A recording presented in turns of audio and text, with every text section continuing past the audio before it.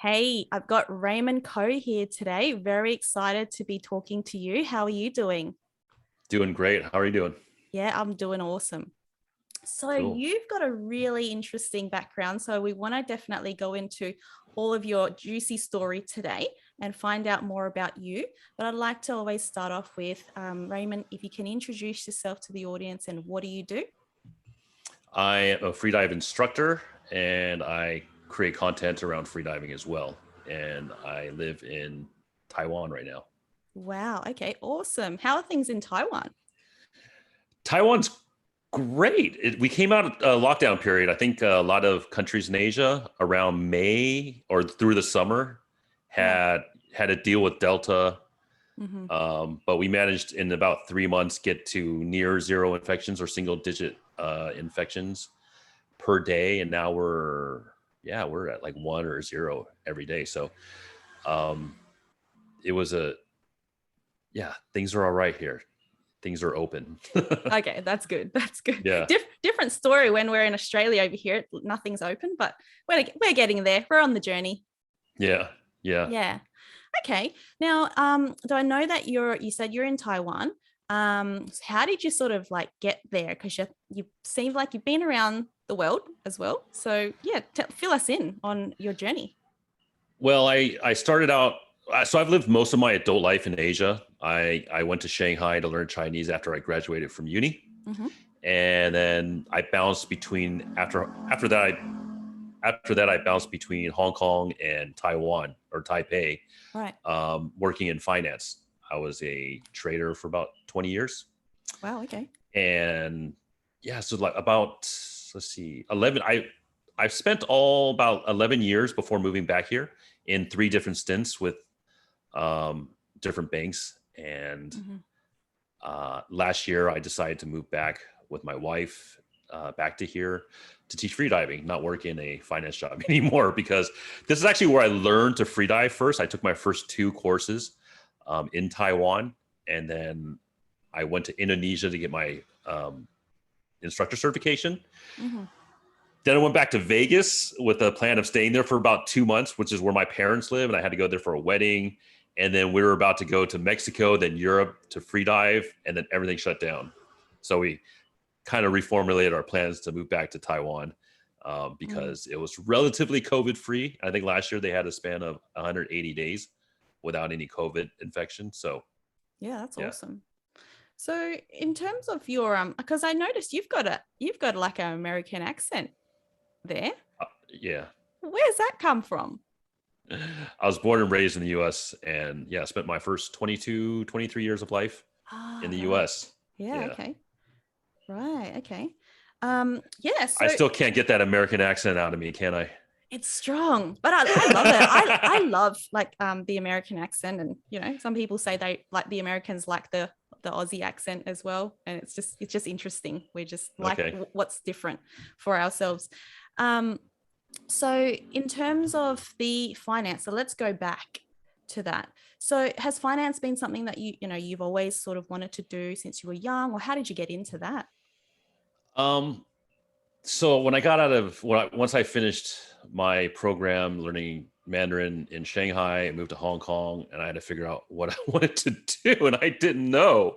I had Uh-huh. no idea what I wanted to do. And so I was just like, all right, what makes the most money? And we'll go to investment banking or financing. And so I managed to get a job doing that, and then I just got into it. And then I started doing like, not that I'm like super smart or anything, but if you worked hard and cause too much trouble and you're kind of good with people, you can be kind of successful at that time. And it was Mhm. like the boom days of finance in Asia or the stock markets in Asia. And so I did pretty well. And it was hard to get away from the money. Mm. Does it take because you said you got a job in it um and from because I'm from finance as well, does it take some kind of education or so to get your foot through the door in that sort of sector?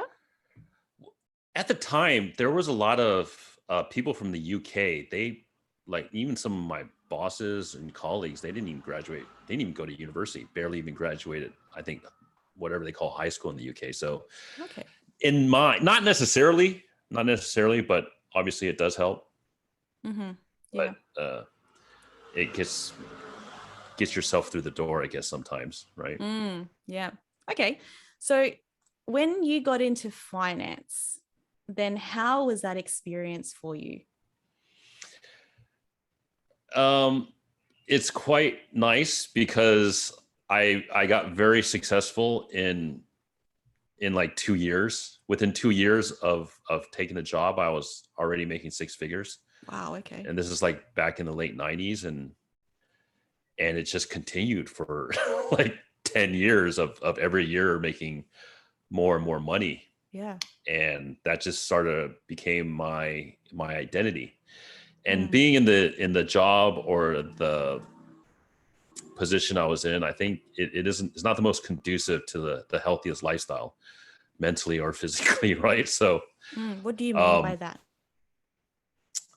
there's I was literally chained to a desk for most of the day because I was a trader, Mm-hmm. and the markets don't shut when you have to go to the bank or go to the gym to go work out, right? So literally chained to the desk the whole day, and or most of the day anyways, and a lot of drinking involved. A lot of drinking involved, in Mm-hmm. whether it was with colleagues, and that just seemed to be the normal thing to do. And I got caught up into it. I like to drink, Yeah. Is so it like a Wolf of Wall Street situation when you're a trader? it's I could see. So I watched the movie, and then someone asked me, "Is it really like that?" I'm like, I could see how it could be like that. That it's Uh-huh. not. I could see how it's not. It's not. He's not lying. He's not. Yeah. It That stuff happens. Yeah. Right. Okay. Okay. Yeah. So yeah, so how was this sort of environment of being chained to your desk, and then with the drinking and that kind of culture, um, was it something that, I guess, because you were in it for a very long time, was it like sort of just a short stint of that particular environment, or like did you move around, or what happened there? So I was in finance for about 20 years in total, and the dream or the end goal is to make so much money that you can retire in your 20s, right? And so Mm. you kind of put your wants or desires or need for fulfillment, you delay it till when you're in 40s. So it's like, I'll retire with millions of dollars, then I could figure out something else to do that's fulfilling in life. And yeah, I guess I was on the way to that. And it was just, and then you don't mind, you kind of put up with stuff like not sleeping well, drinking until 2 a.m, and then waking up 3 or 4 hours later, hungover, go to work, drink a lot of coffee to get yourself going. And then you kind of go through that cycle, and then you do burn out eventually. And even, yeah, that kind of like carries over to the rest of life, even or it carries over to other companies that you go to, even though it wasn't as much a part of the culture. I kind of brought the drinking to other areas, I guess. Mm-hmm. And just, well, I don't know how to put it. I just drank a lot, and it became a habit. How did you cope, like in terms of, because you said high burnout rate, like it sounds like, with if you're not sleeping enough and you're drinking and you're going to work on repeat as well, and the markets Yeah. don't shut, um, how do you cope? I mean, within 2 years, you got up to the six-figure mark. How long until you felt like, something had to change? It was I think about 2015 or 2016 when I started to really feel unwell. And um, so at that point, I've been working 17 years in the industry, nearly 20 years Mm. of a really sort of hard lifestyle. And I recently wrapped up. Did I wrap? Yeah, no, I just wrapped up an 8-year divorce, a divorce that lasted 8 years, in custody battle, which also was very, very hard emotionally.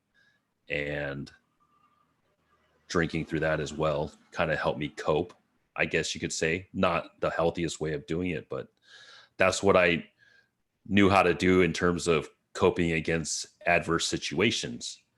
Mm. And then I started feeling unwell in 2015, 2016. I got diagnosed with fibromyalgia. I think I had adrenal fatigue. Um, Found out I kind of had a gluten allergy.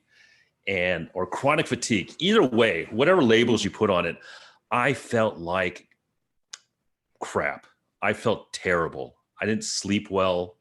I woke up in pain every day. Every day became like pain management. And, I had, and leading up to that, I had really bad headaches for a long time. And I was taking, I think, some powerful medication for that. Yeah, it's just, I had to change something. And I started trying to clean up my lifestyle. But still was not enough. It's just the grind of going to work and coming, like I would come back from work and just lay in bed for a few hours. I just couldn't even move. I couldn't even work out, because if I worked out the next day, I'd feel awful. Like my entire, like, like if you haven't exercised for like a year, then you work out really hard. Yep. And then the next day you feel like awful. That was like me every time I worked out. So like I couldn't work out. I couldn't do the sports I love, which is Brazilian Jiu-Jitsu. And then, I was just laying in bed. So this was happening once you knew you had the condition, or like, is this part of the condition and the consequences, or was this like even before? I think it's a slow build up to it, probably. And then, before that, even before that, I wasn't feeling well. Yeah. Right. When did you not feel well when you were still in that finance career and that path, or was it like sort of afterwards in your transition? Well, during that time when I was in finance and I was going through my custody and divorce stuff, I had a terrible anxiety. I had panic attacks. There was a period that I went through depression, and I was taking SSRIs or antidepressant pills. So emotionally or mentally, I wasn't that well. I was not well at all. I got better, obviously not drinking a lot, living a healthier lifestyle, but it wasn't 100% gone. I remember in 2017, I got laid off by my company, and I was in Chiang Mai, and I had terrible anxiety and panic attacks during that time. And I was taking benzodiazepines for that. So yeah, I was a wreck. I was a wreck physically and mentally for many, many, many years. It was so this whole sort of build up sort of ended up sort of over time, you were like feeling the pain and the unwellness. Yes, for years. Waking up was painful. I mean, imagine going to sleep. Sleep is supposed to be restorative, right? And I would wake up and I would just lie. If I didn't have to go to work, I would lie there for 2 or 3 hours, because I just couldn't muster the energy to get out of bed unless I had something compelling to do, like go to work so I could get paid. So yeah. What was the pivotal moment for you? Like when you were like, yep, something has to change. Do you remember that moment? Well, feeling like, when I had the fibromyalgia diagnosis and I was feeling like not very well, I started cleaning up my lifestyle. I found out taking gluten out made me feel better, eating better, not like junk food and stuff like that, not drinking so much. And that it helped, but it didn't make me better, right? But when I took my first freedive course about 2.5 years ago, and I have no idea why I did that, because usually I put stuff off. Like my first instructor, he's like, in 2 weeks, I have a course. And I'm like, sign me up. Usually I'll be like, I just wait. Let's see what happens. I don't know why I'm that way, but for this course, I'm like, boom, done. Money sent. And during that course, it's physically hard if you're not in shape. And I wasn't in great shape, but I was tired at the end of the day, but it just invigorated me. It was amazing. I wasn't tired. I didn't feel the pain. I didn't feel that pain waking up. I didn't feel like the terrible tired kind. There's like a good tired, you know what I mean? Yeah. And there's like a bad tired. I felt the good tired. I felt awakened. I felt alive for the first time in a very, very long time. And so when he told me like a month or two later, hey, I'm doing the level 2 course, I'm like, boom, sign me up. Let's go. Yeah. Yep. And That let's hold up, because that we're going to get into that, and I want to know all about the free diving and all the benefits of it very soon. There is just one pressing thing that I think that would be really valuable, and on your story when you were talking about, like, you know, you had gone, you made the money, you had that successful career, and then went through that divorce. There's one thing in that where you said, like, initially when you went into finance, you were there, like, you were wanting the money, and you made money very quickly. I wonder about what, in terms of like the fulfillment side of things, um, how did I guess that mindset shift for you in terms of, you know, getting money, getting successful very quickly, and then sort of changing, like, how did that chase for money change? yeah, really, it, in retrospect, now that I've um, living the life that I am now, that I feel like I was living somebody else's life, right? I don't regret the things that happened because it's made me into the person that I'm happy with now. But you kind of put aside what you want. You never think about what you want. You're just on this path, and that that was created for you. And yeah, like I went to did everything that my parents expected of me. I went to a good university. I got a good job. But I never thought ahead about what am I going to do, because it was always about, oh, in 20 years, I'm going to retire and then I'm going to live my life, right? Little I know that 20 years later, I would have no money because of my divorce. And then, yeah. But So was it the divorce that sort of change that ideal of, like, you know, that money is that shiny object, money is that thing that will give you the fulfillment? Or like, what was it for you that sort of changed to, I think you mentioned about you know, you're living a life with less and everything else. Yep. Yeah, like, what was it that changed? Moving to a small island. I think when I went to Indonesia, in this little tiny island called Gilier, and it's you can walk around it in an hour and a half. There's about 1,000 people living there. Wow. And it's an absolutely beautiful island. There are no cars, there's no motorcycles, there's no scooters, just bicycle, horses, and walking is how you get around. There isn't Amazon, there isn't any online shopping you could get there. So it sounds There pretty isn't any. remote. Yeah, people aren't worried about their buying the newest iPhone or the newest AirPods or playing PS5 or buying these nice shoes. Everyone wore the same damn clothes almost every day, and like sandals, and that's about it. They're worried about creative things, right? Like, I don't know, dancing or making art and stuff like that. So, and I realized even if you go through a city and you're not buying stuff, you're still being presented with it, and you're making that unconscious choice not to buy it.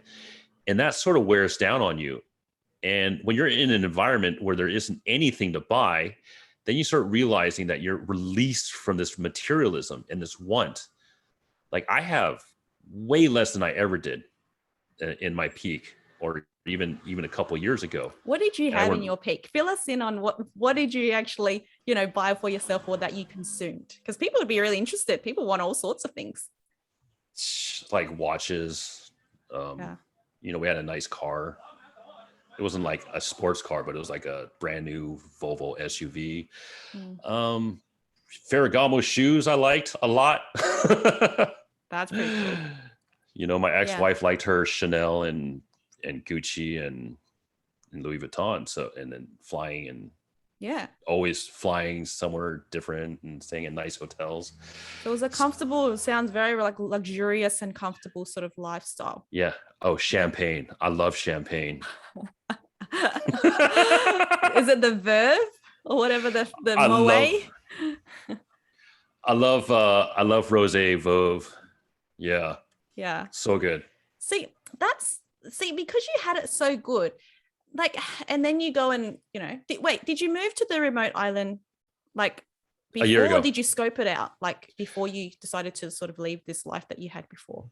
Which remote? The one in Indonesia?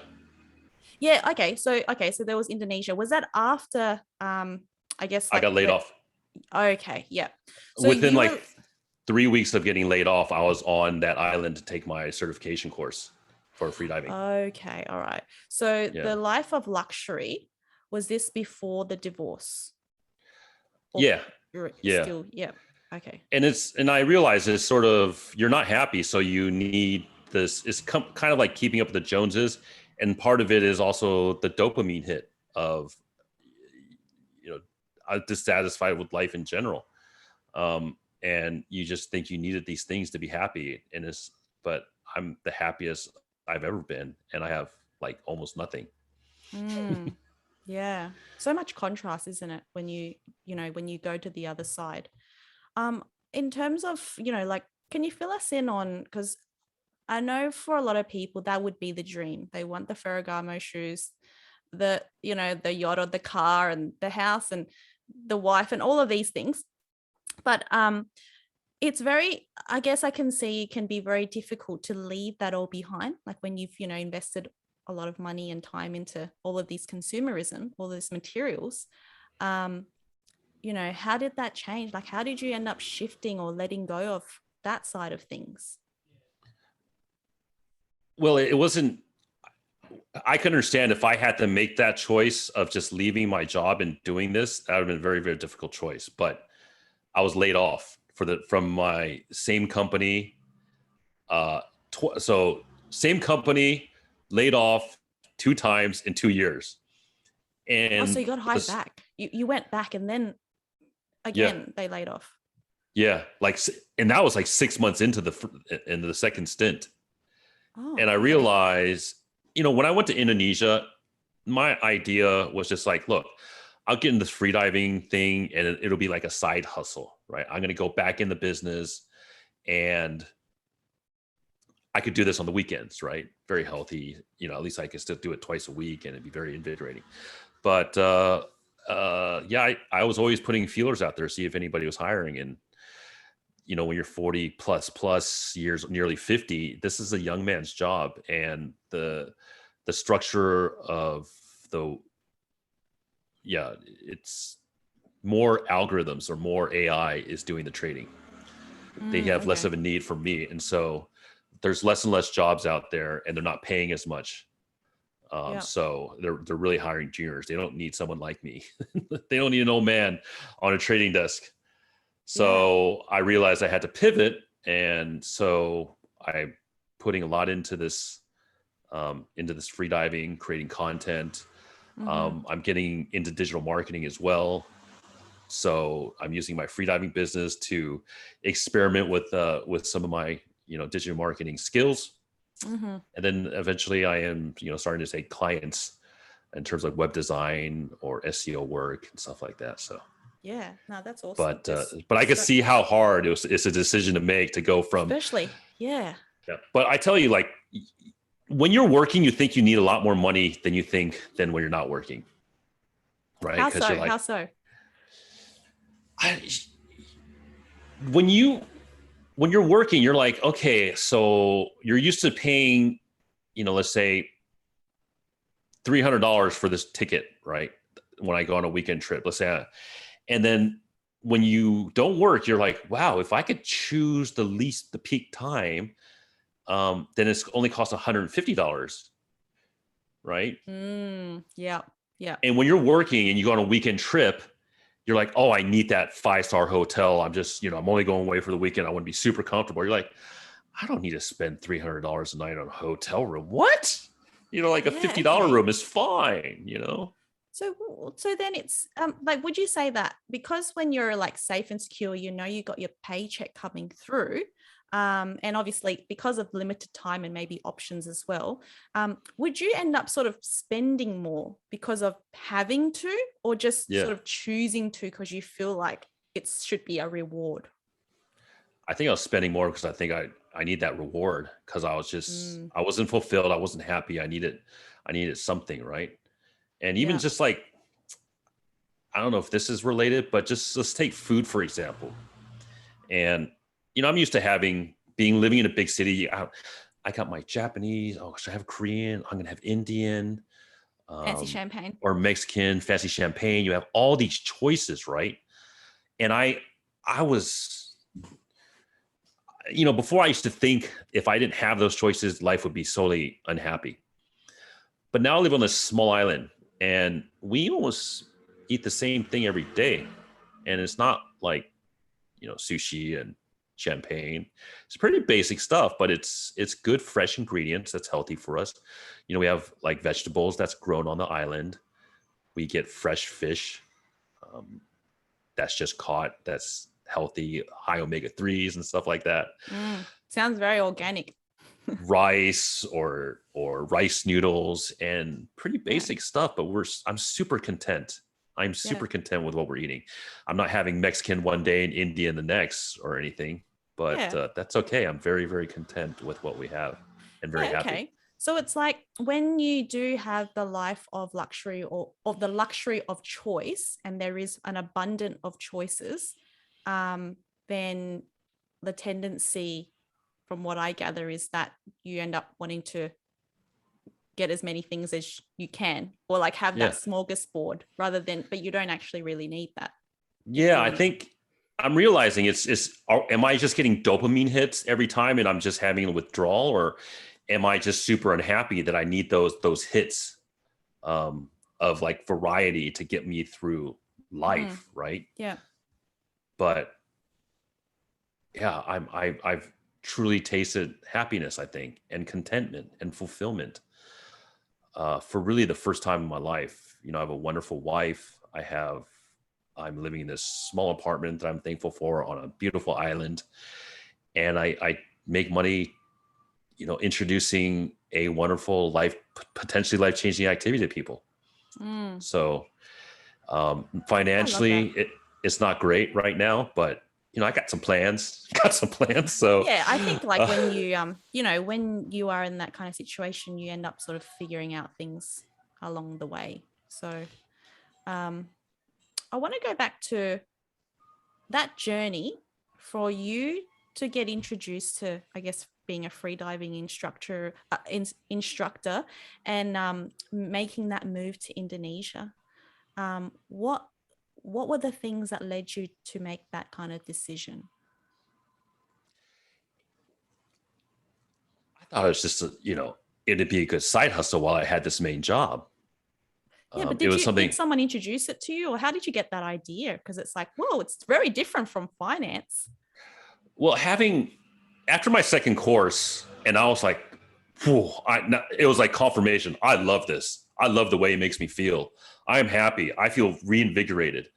I got energy that I didn't have before, right? And I'm like, I have to somehow make this a big part of my life. And I could either be a competitor, which I'm like 46 at the time, like I'm not going to be a professional athlete, right? So it's like, otherwise the other progression is to become a freedive instructor. And then if I just do it on the weekends, I can make a decent income, side income. But how did you get into the courses? Like, because you would have had to got some kind of reference to get So introduced. I've always loved the ocean.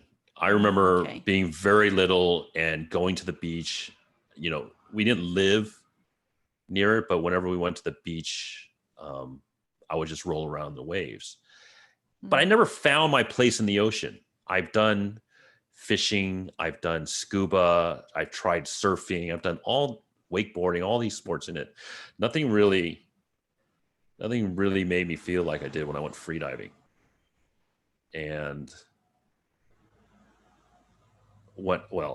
so going back, I didn't even know freediving was a thing you could learn. I There's didn't this know movie. Yeah. There's a movie called The Big Blue, which came out, I think, in 1987 or 89. Anyways, the late 80s. And it was about a freediving competition. It was based on a story between these two rivals in freediving back then. And so that was my first introduction to freediving. then I was in 2017, after the first time I was laid off, I was up for a job in Singapore, and I was just Googling what's there to do in Singapore. And I was like, wow, there's freediving courses in Singapore. Freediving is a thing you can learn. So that was in the back of my mind. Didn't get the job in Singapore, but eventually, when I came back to Taiwan and when I was hired by the company the second time, immediately I looked up, learned freediving in Taiwan and started doing some research. So that's how I came onto freediving. Oh, wow. Okay. And now I'm just spread it So to the whole world. Yeah. Who would have thought that they would have freediving in Singapore? You think like such a built up, big city, very financial district sort of thing. There's freediving in Hong Kong. There's freediving in Singapore. Yeah. Okay. Yeah. There's a lot of places you wouldn't suspect. Even in Vegas, there's freediving in Lake Mead, which is about half an hour from Las Vegas. Right. There's sinkholes in Australia that you can freedive in. Okay. Billsby, does that sound right? So yeah, okay. So there's quite a few around in terms of big cities and countries and everything. And there's also a very good Australian freediver named Adam Stern. He's the top freediver in Australia. Okay, great. So yeah, so then you went on the journey. You went over to Indonesia. So this is after your second course. You decided that you wanted to be to learn. Was it the freediving instructor? To be a freediving instructor. Yes. What's my thought process? I have no idea. It's just something that was very strongly pulling me into being a freedive instructor. I can't explain it. I don't even know if I really consciously made the decision. It was just like, all right, I'm going to be like, when the news came that potentially next week, we're going to be laid off because the rumors were coming out. Then I was like, I know what I'm going to do. And then when it happened, it's like, okay, cool. I'm going to pack up and now I got to research where I'm going to do my freedive instructor course. So I'm not sure if a conscious decision was ever made. It just happened. Yeah. Okay. So it's like your life just sort of went that way because of, I guess, the pivotal of, being laid off and not having that option anymore sort of led you into the next thing. Yeah. I don't want to be all hippie about it, but it was just a really strong force that just pulled me into it. It's, that's as the best way I can describe it, I think. Yeah. Okay. So then, then Indonesia happened. What was sort of your biggest learnings, or when you got into the instructing side of things? How was that experience for you?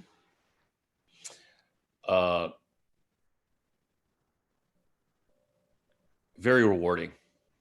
Yeah, seeing the joy on people's faces when I could teach them to hold their breath for a minute or 2 minutes, right? When they're like, oh, I can't even hold my breath for 30 seconds.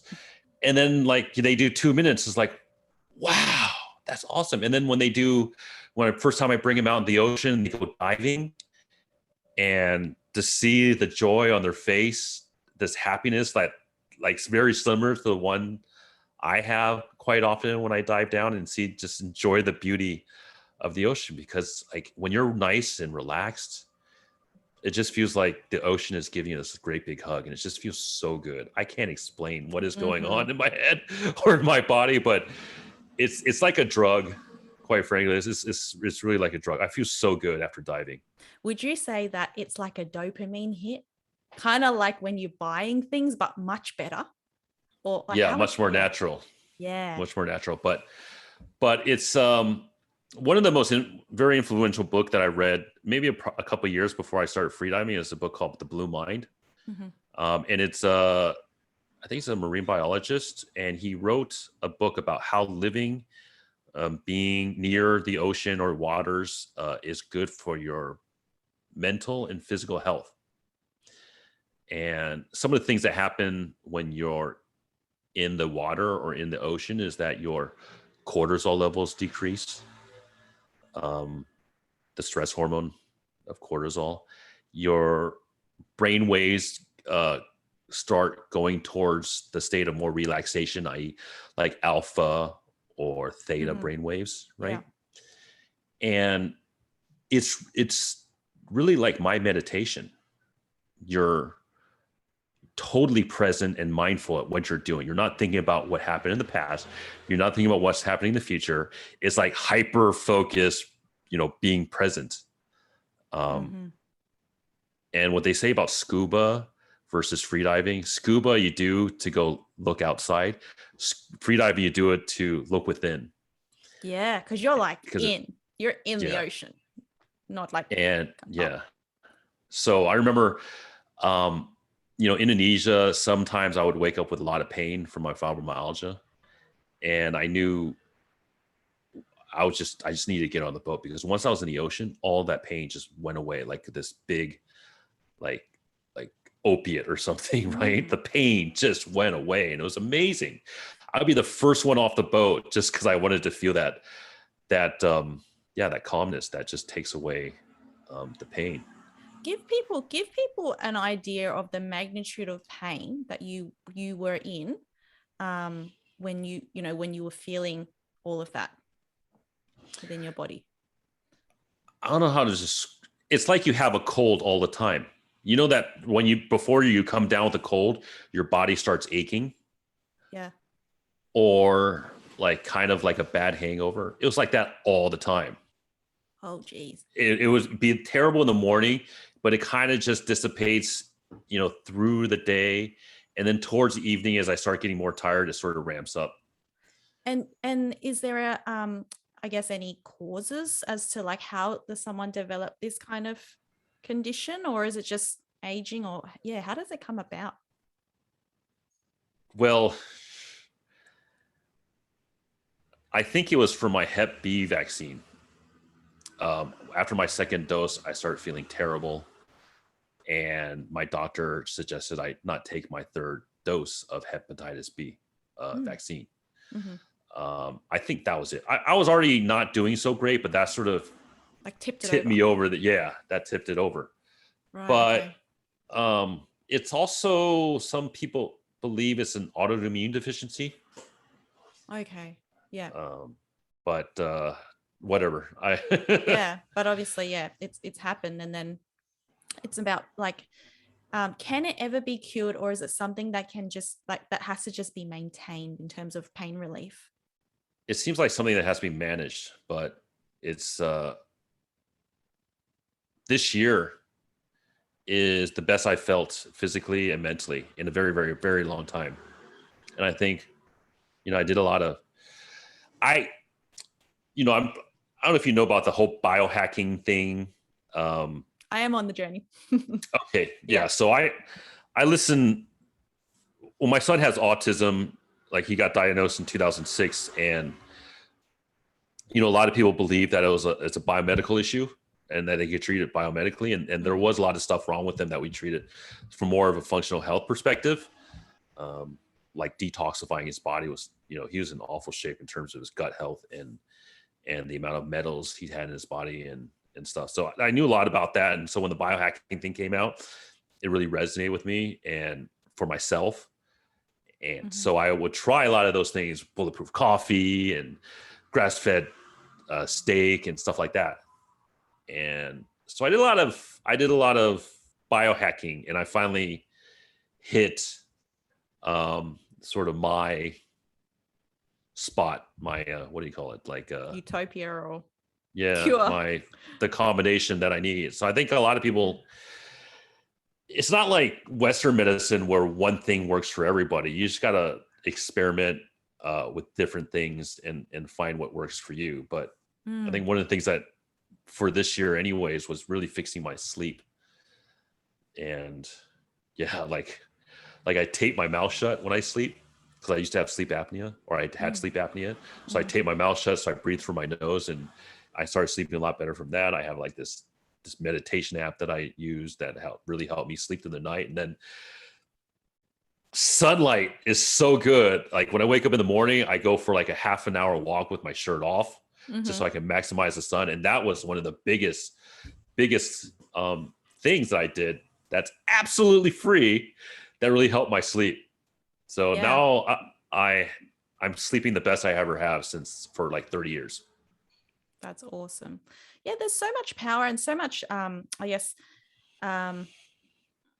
benefits biohacking and just, being able to supercharge our bodies through these natural resources that are free, but not, I guess, readily, known according to, I guess, compared to big pharma and all the sort of other East, And Western earthing type. is free as well. Like when you live Yeah. near the, if I can't get in the ocean, I'll at least go for a short walk on the beach and dig my feet into the wet sand and discharge all those, what do they call it? I don't know. So Earth. the sleep side of things, look, this could be a very, important things for a lot of people. For me, I knew when I was going through a very stressful time of striving in the corporate space, I didn't get a lot of sleep and I was quite burnt out as well. But the sleep journey that you've been on, I guess, what has been like, you've tried a lot of things. What have you found most beneficial or helpful in your journey? For sleep? Mm-hmm. So I started with taping my mouth when I sleep. So I breathe through my nose. And this meditation app that I listen to regularly, that worked like immediately. It was like I started listening to it when I was having jet lag, and it really helped my sleep. And after I started using that, so then the walks just transformed. Like that took a huge improvement in sleep after So that. it's the walk with the sun. The sun, yeah, the walk with the sun was amazing. And yeah, I mean, the last bit is I started taking molecular hydrogen, and that has helped. Yeah, I was already feeling pretty good until I started taking molecular hydrogen. Then after that, my energy level, my stamina got way better, way better. Is that and a I feel like or? Yeah, it's like an effervescent pill that you drop into like some water and then you drink it after it's all fizzed out. But that is oh my goodness. What is that for? Is that for is it meant for sleep or just like energy in general, or it's very specific? It is a antioxidant and an anti-inflammatory. Okay. Yeah. Very helpful for anyone who's quite inflamed, or if you've got like, say, high cortisol, you could be quite inflamed in your body. Yes. And there you go. After that, I feel like I used to, all the pharmaceuticals I used to take, antidepressant, benzodiazepines, and I used to also do exogenous testosterone. And so I could feel like when I know what it feels like to have more. And I feel like the combination of the sunlight and taking the molecular hydrogen has really drived it up. Cool. Very awesome. So anyone has sleep, you can have some of these tips that Raymond suggested. Try it out. I think everything is more about like, trying it and seeing what works best. Yeah, but what works for me may not work for you. So it's like don't get discouraged. Just find what works. Just do your research, find what works for other people, and try it on yourself. Yeah, wonderful. So the freediving side of things, I want to hear more about it. Like water.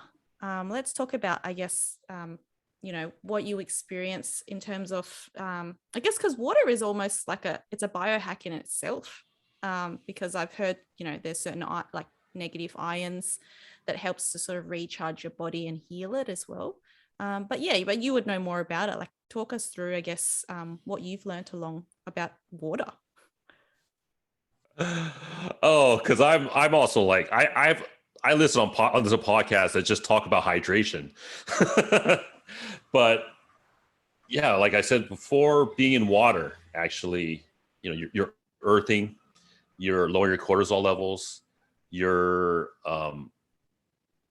like upregulation of some, I don't know how to put it, but the neurochemicals, the good neurochemicals, right, that you would need, or balancing them out anyways. And so, it brings your brain waves to a more relaxed state. So it's very, very relaxing. And I don't know.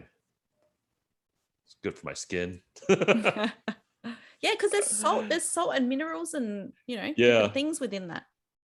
Yeah, so I was thinking like, obviously magnesium is one of the important supplements to take because not a lot of people have it. So I've been trying to research if I'm getting the magnesium from the ocean transdermally, and I haven't really come up with a definitive answer, but Also being in the ocean and feeling weightless, gravity hurts, I guess, sometimes.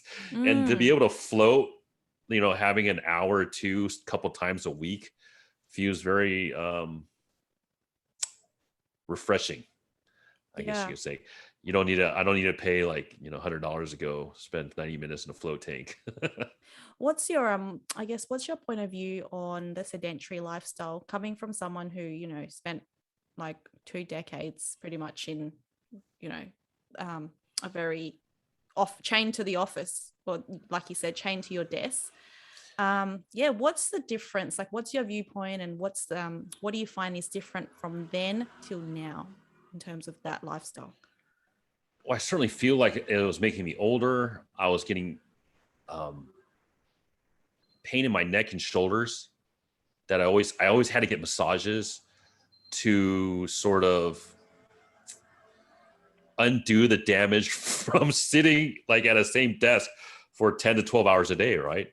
Mm, And I don't even get massages anymore, really. I mm, don't have this pain. Like I had, pain in my neck and shoulders all the time. So that's number one. I really felt like sitting in the desk all day long, just making me older. I didn't, yeah, I, because there's no movement, there's no like sort of energy yeah, flow. Hey. yeah, no. So now I'm even a lot of times I'm behind my computer for 10 hours a day, and I still have, at least I can get up and walk around, or it's like, all right, I've worked 5 hours. I'm a little bit tired. Let's go down to the beach and have a little bit of a swim, right? Mm. Or go for a walk, and being in nature, it really makes a big difference.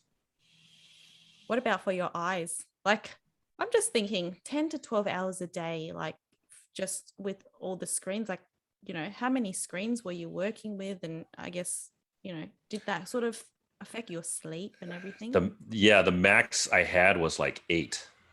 I had Holy. literally a wall of monitors in front of me.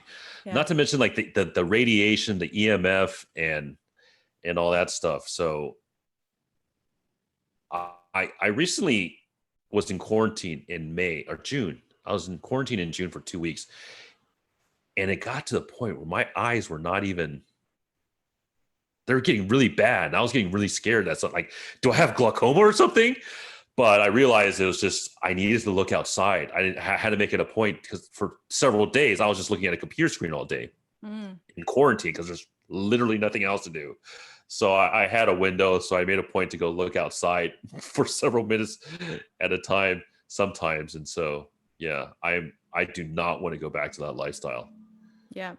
So I guess for anyone who's living or having that sedentary lifestyle, to to just have a break every now and again, or move around, because a lot of people, maybe they like yourself back then, they don't have that sort of it's something that you have to make a choice about, that you're going to get up and move. Otherwise you can get sucked into the work and all the things, that all the simulation that's going on. Yeah. And I wasn't that bad because I think I have undiagnosed ADHD, so I can never sit still. So Right. I would actually get up a lot because I can't sit still. So I don't think I'm that as bad as other people, but I'm also conscious of other things, of like how I sit and making sure that nothing's in my pockets, Mm-hmm. and moving my spine out of whack. Because like you do it for like 1 or 2 days, it's all right. But if you have like a wallet in your back pocket for 20 years, you're Yeah. gonna God. you're gonna move some things that shouldn't be moved. Yeah. Yeah. Um, so into the, I guess, the free diving side of things, what are you sort of working on these days? Um, right now, I have a podcast called Total Beginner Freediving Podcast. I know it's kind of a boring name, but it does convey what it's about. It's for total beginners.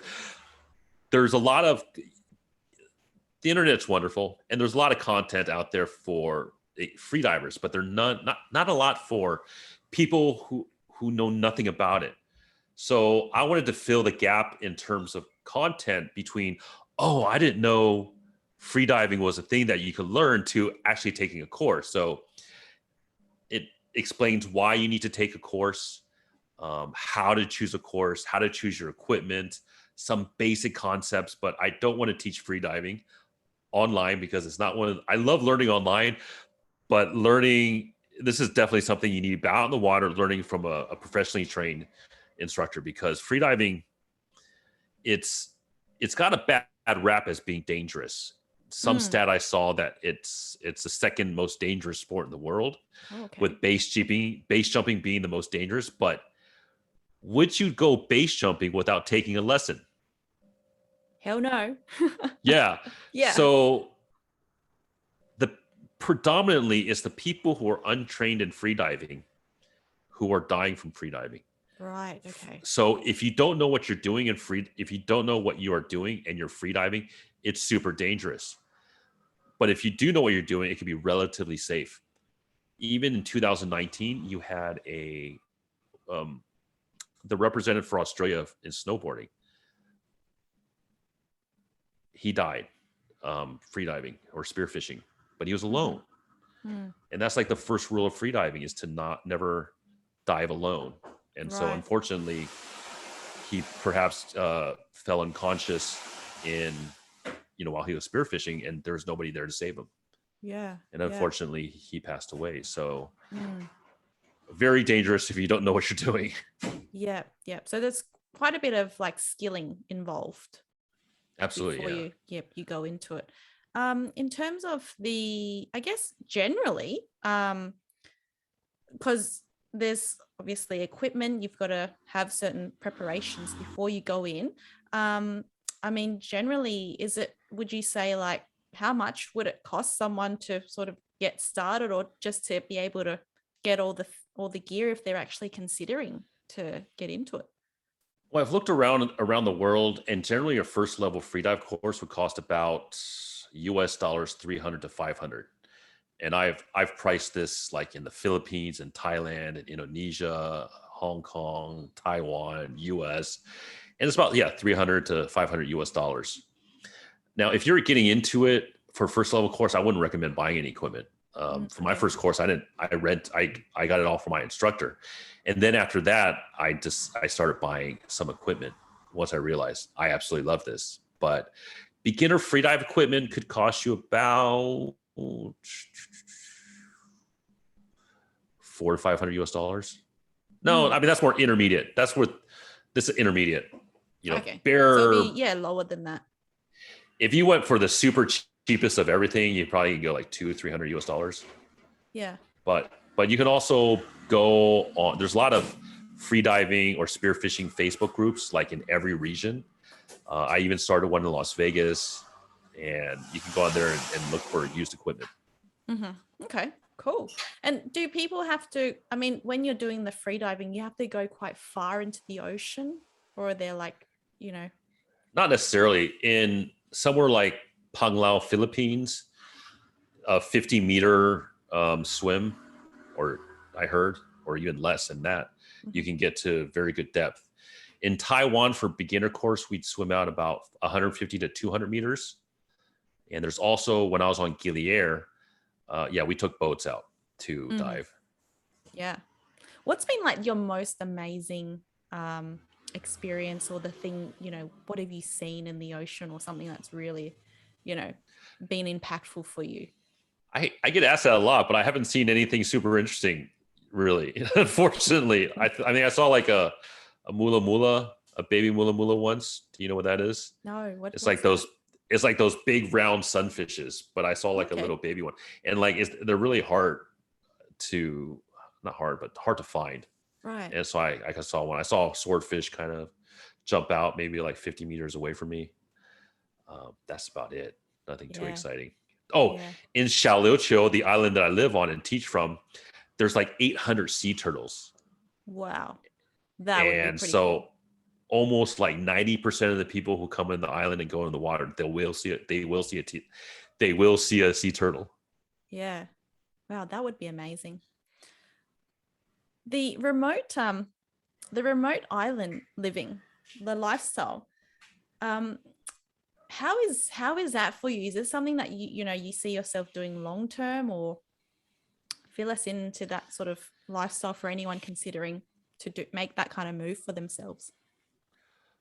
Well, the reason I'm not like out in the middle of nowhere in the Pacific Ocean. We are like a 20-minute boat ride to the main island here, and also in Gilier, we were all similar, 15 minutes to Lombok Island, and so it's not like super remote, but it's like just far enough to have some remoteness. You know what I mean? Mm-hmm.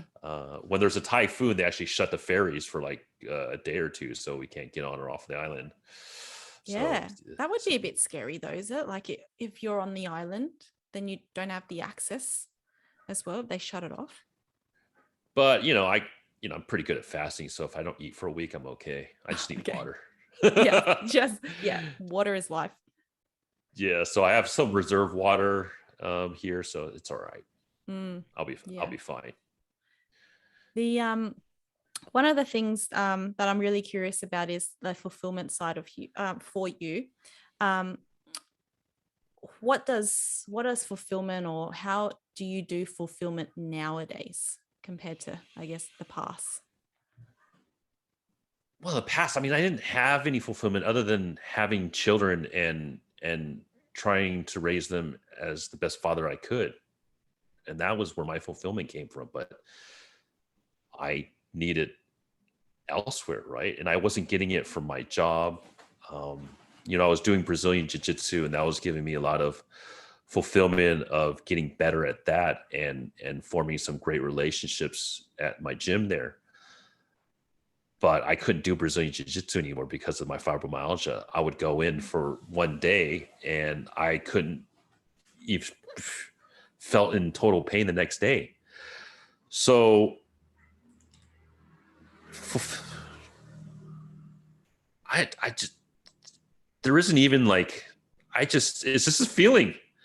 I'm like, wow, this is what fulfillment and contentment feels like. It's amazing. Like, I have no material wealth, nothing luxurious in my life. I live a very simple life.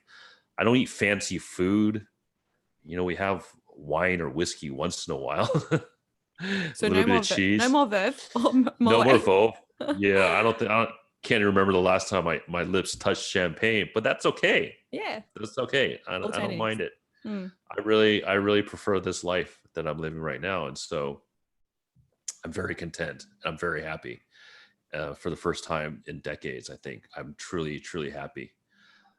And it's living simply, uh, living close to nature.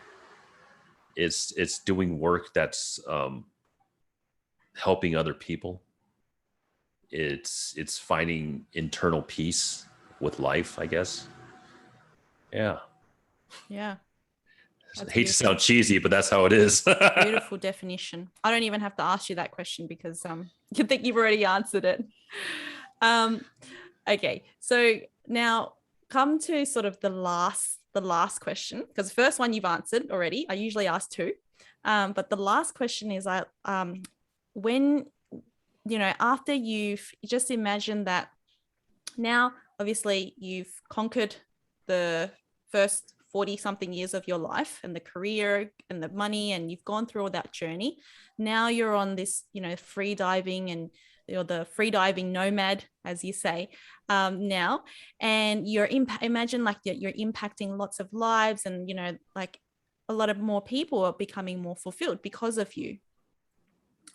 And and you've raised your children, happy wife and all of that, but it becomes sort of your last day on earth, and you've accomplished everything that you've wanted to do.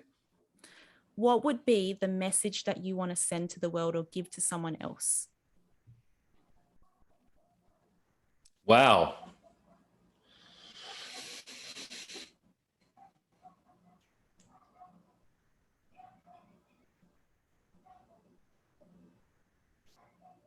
So many things. Oh, I'm trying to think about what would I tell my daughter. Yeah, what would you want to tell your daughter?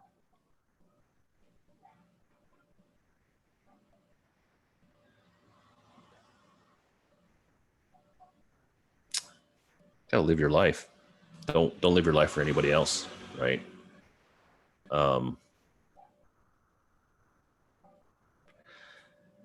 Yeah, live. Don't do things because you think you should do. Do things because you want to, right? You know, now realizing, with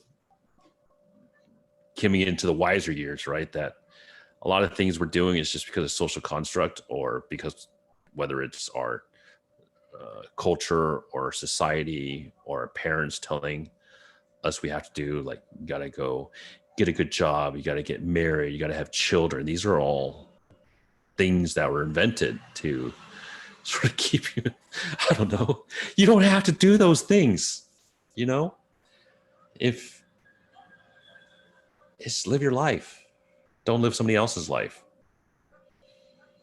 So That's wonderful. Yeah. Thank you so much, Raymond, for being on the show. It's been such a pleasure, and it's been very insightful as well, in terms of your journey. If anyone wants to find out, I guess, more about what you do, or if they want to find out more about, getting into a course, where is the best place that they can connect with you? well, I'm Freedive Nomad, like everywhere. Freedivenomad.com, Freedive Nomad on Instagram, YouTube, TikTok. Freedive_nomad on TikTok. But my courses in Taiwan are freedivenomadtaiwan.com. Yeah. And you've got a podcast as well, don't you, to educate people Yep. as well? It's called Total Beginner Freedive Podcast, found on most podcasting platforms. Awesome. Yeah, well, I'll drop all your links in the show notes. And yeah, thank you so much for your time. It's been great. Cool. Appreciate you having me on.